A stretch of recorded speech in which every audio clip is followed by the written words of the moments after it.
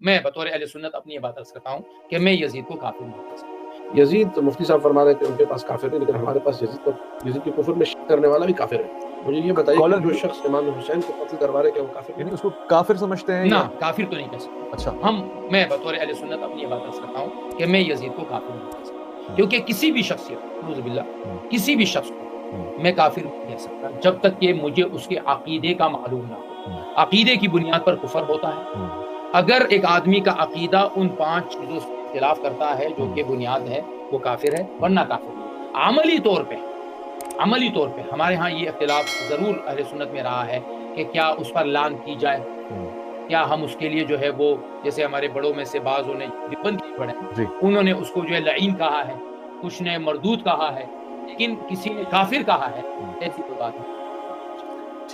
آپ کی طرف پڑھاتا ہوں اس کو، اگر آپ بہتر سمجھتے ہیں تو اللہ کے رسول سے اگر تنگ کرتا، معاذ اللہ میں تو قتل بھی نہیں کرا، تو کیا وہ اسلام میں باقی رہتا؟ اگر ہم اسی سمت میں دیکھیں کہ حسین و منی وانا من الحسین، کیا اسلام باقی رہے گا؟ آپ کی کیا رائے ہے؟ بات آتی ہے یزید کی، تو اب یہ کہ وہ اگر یزید بھی خلیفہ ہے تو پھر تو سبھی صحیح ہے، جس کو بنا دے خلیفہ۔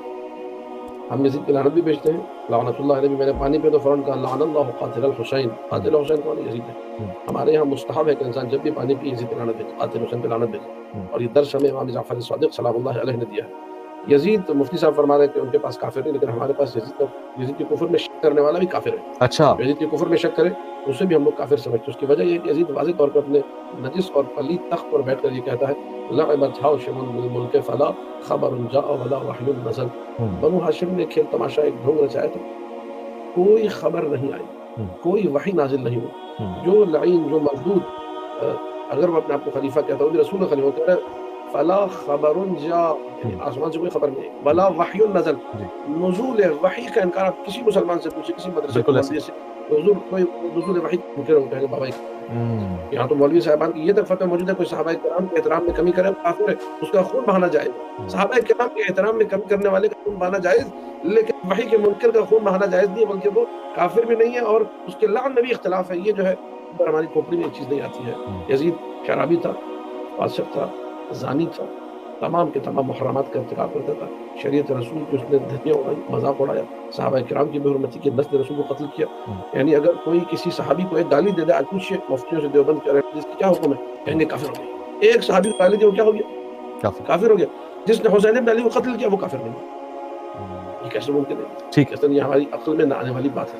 لہٰذا یزید کا کفر مسلم ہے، یزید کی حرکتوں کی وجہ سے۔ اور صرف یہ میری بات نہیں ہے، کبار علماء اہل سنت بھی اسی بات کے قائل تھے۔ وہ یزید کو کوئی بھی ان میں سے ایک اچھا انسان نہیں سمجھتا تھا، اور وہ کہتے تھے یزید کفر کے لیے چیزیں کافی ہیں۔ کتابوں میں میرے پاس وقت حوالے موجود نہیں کیونکہ فلم یہ پروگرام ہو رہا ہے، تو اگر آپ کہتے ہیں میں حوالے جن علماء کرام نے کفر یزید پہ بات کی، اور وہ میرے مسلک کے نہیں، علماء اہل سنت اور اکابرین علماء اہل سنت، بعض نے اختلاف کیا ہے۔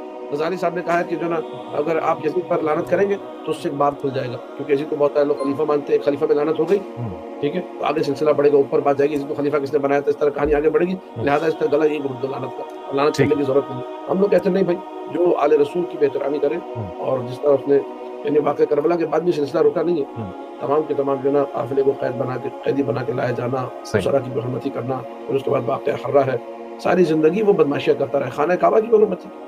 آج خانہ کعبہ کی طرف کوئی میلی آنکھ سے دیکھے سر مولوی کہتے ہیں کافر ہو۔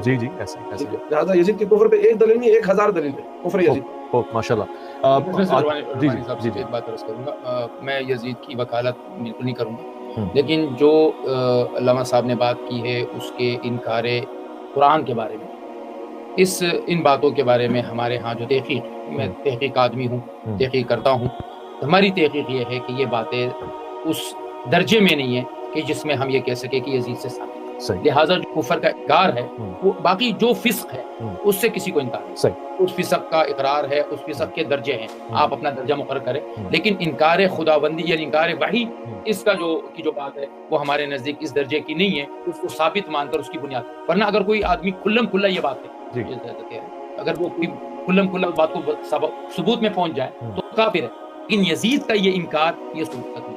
اچھا سر، میری دانش کے لیے وہ حافظ قرآن بھی تھا یزید؟ میرے لیے یہ بات نہیں ہے، مجھے اس وقت ذہن نہیں۔ ٹھیک ہے، ہم آگے بڑھتے ہیں، کالر ہمارے ساتھ ہیں، اور میں آپ کو بتاؤں کہ اب آپ جو سوال پوچھتے ہیں وہی سوال کرنا چاہوں مفتی صاحب سے بڑی محبت کے ساتھ۔